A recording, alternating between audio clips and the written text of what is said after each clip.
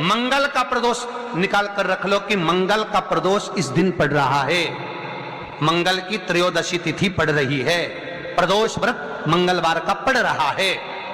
और जिन लड़का लड़की को मंगल होते हैं, जिन कन्या और वर को मंगल होते हैं, केवल शंकर भगवान के मंदिर में जाकर चौमुखी दिया, 4 बत्ती का दिया आटे का, उसमें घी डालकर लड़की शंकर भगवान के मंदिर में मात्र 7 बार शंकर पे से उतार कर 3 बार स्वतः उतार कर शिव के मंदिर में रख देती है, उसका मंगल आड़े आता ही नहीं है, मंगल नहीं आता सामने। मंगल प्रदोष व्रत का इतना महत्व है महाराज। मंगलवार की भौम प्रदोष का दिन हो महाराज, प्रदोष काल में, प्रदोष के दिन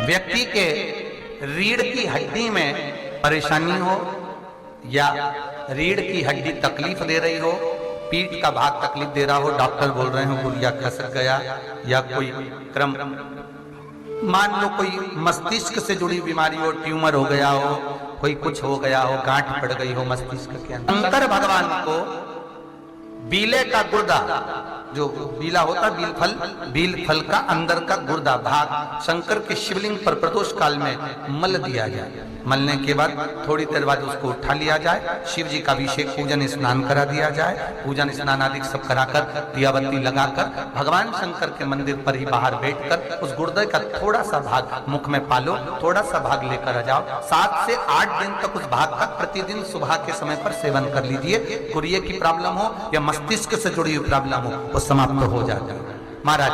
भौम प्रदोष के दिन मंगलवारी प्रदोष का स्मरण जो सुख दिया है वो आनंद। हमारे यहाँ बहुत सुंदर कहा है शिव महापुराण में प्रदोष व्रत कथा के अंतर्गत, सोमवार की प्रदोष पड़ती है तो शंकर भगवान कैलाश पर निवास करते हैं, मंगलवार की प्रदोष पड़ती है तो शिव काशी में निवास करते हैं, बुधवार की प्रदोष पड़ती है तो शिव रजत भवन में निवास करते हैं, गुरुवार की प्रदोष पड़ती है तो शिव गंगा के स्थल पर निवास करते हैं, शुक्रवार की अगर प्रदोष पड़ती है तो शिव नीलकंठ पर विराजमान होते हैं, शनिवार की अगर प्रदोष पड़ती है तो शिव शमी के वृक्ष के नीचे रहते हैं, और रविवार की जब प्रदोष पड़ती है तो शिव बेलपत्र के पेड़ के नीचे निवास करते हैं। महाराज ये एकादशी शंकर से कह रही है कि आपका स्थान ये नहीं कि आप कैलाश पर मिले, सुकार को उस तिथि के दिन उस अनुकूल। एक बात बहुत ध्यान से सुनिए, विवाह, शादी, संतान प्राप्ति,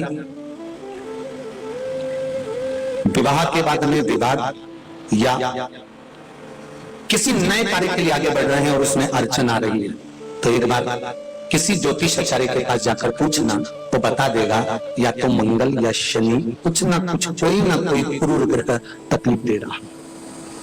ज्योतिष आचार्य के पास जाएंगे वो कहेगा। जितने भी ग्रह हैं, चाहे राहु हो, केतु हो, मंगल हो, शनि हो, बुध हो, भौम हो, सूर्य हो, ये सारे जो ग्रह हैं ये शंकर भगवान के शिवलिंग के पास में विराजमान है, शिवलिंग के पास में विराजमान है।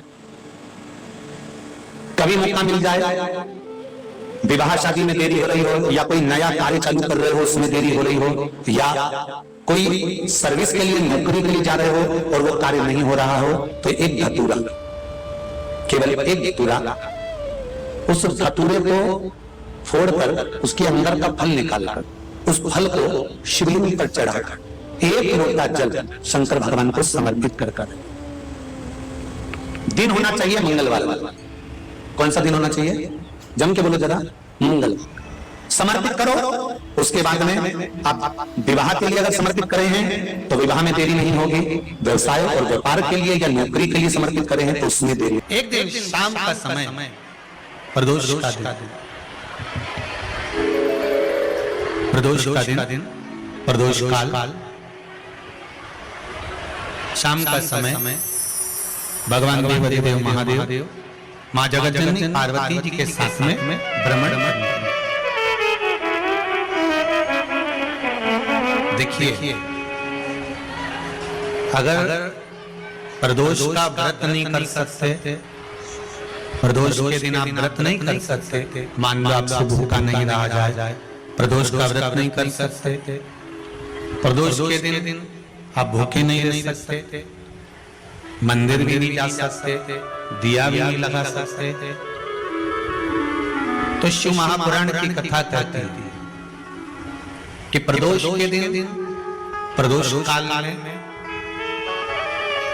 अपने ही दरवाजे के पास देवाधिदेव महादेव का स्मरण कर लक्ष्मी की वृद्धि के लिए, कार्य सिद्धि के लिए, संपदा को प्राप्त करने के लिए आप अपने ही दरवाजे के पास में एक दीप लगा सकते हो। कौन से दिन? प्रदोष। जो बच्चे चिड़चिड़े होते हैं, चाहे घर में बेटे हों, बहुएं हों, सास हो, ससुर हो, परिवार में छोटे छोटे बच्चे हों, चिड़चिड़ प्रवृत्ति करते हों या चिड़चिड़ा स्वभाव हो, जरा जरा सी बात में क्रोध आ जाता हो, बोलने का भान नहीं रह पाता हो, शब्दों के बाण चलते हों, तो महाराज प्रदोष के दिन, प्रदोष काल में बेलपत्री के पेड़ के नीचे एक जो पत्ता आपके पास में हो, पान का मिल जाए तो पान का, पीपल का मिल जाए तो पीपल का, बेलपत्र का मिल जाए तो बेलपत्र का, उस पत्ते पर मात्र थोड़ा सा शहद और 7 दाने चावल रख कर घी का दिया लगा दो महाराज, और थोड़ा सा जल हाथ की अंजलि में लेकर भगवान देवाधिदेव महादेव का स्मरण कर कि इस बेलपत्री के वृक्ष के नीचे माता लक्ष्मी, पार्वती, सरस्वती विराजमान है। इसी बेलपत्री के पेड़ के नीचे मेरे देवाधिदेव महादेव का 12 ज्योतिर्लिंग का स्वरूप प्रकट है। उनका स्मरण कर जल चढ़ा दीजिए और उसका स्मरण कर लो जो चिड़चिड़ प्रवृत्ति करता हो, क्रोध करता हो, जिसको बोलने का भाव नहीं होता हो, सम्मान नहीं देता हो, आप शब्द कहते हैं, उनका स्मरण कर आप छोड़ेंगे। एकदम एक प्रदोष करेंगे, दूसरे प्रदोष तक तो आपको कोई दिक्कत ही नहीं। 2-3 प्रदोष कर देखिए, बाबा कृपा कर। बच्चों को पढ़ने का कह रहे हो, पढ़ने बैठो, तो एक आध प्रयास बच्चों के लिए भी कर लिया करो कि भाई ठीक है, बच्चे लोग विद्या में प्रबल होंगे।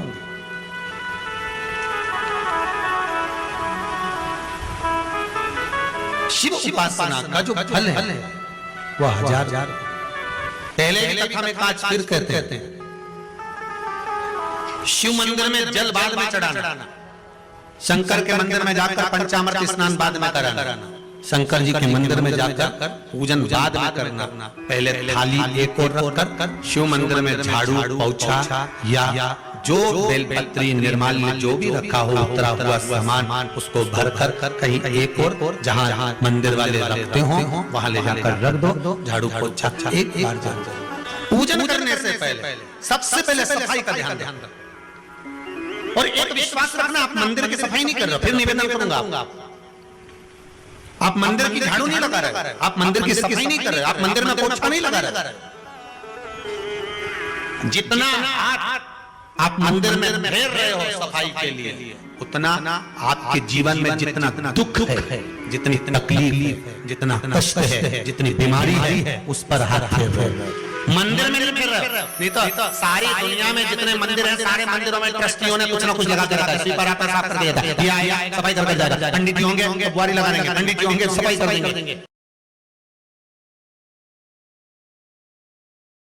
शिवाय नमस्तुभ्यं श्री शिवाय नमस्तुभ्यं श्री शिवाय नमस्तुभ्यं श्री शिवाय नमस्तुभ्यं श्री शिवाय नमस्तुभ्यं। जानकारी अच्छी लगी तो प्लीज़ चैनल को लाइक कीजिए, सब्सक्राइब कीजिए। Thanks for watching. Thank you. हर हर महादेव, हर हर महादेव, हर हर महादेव।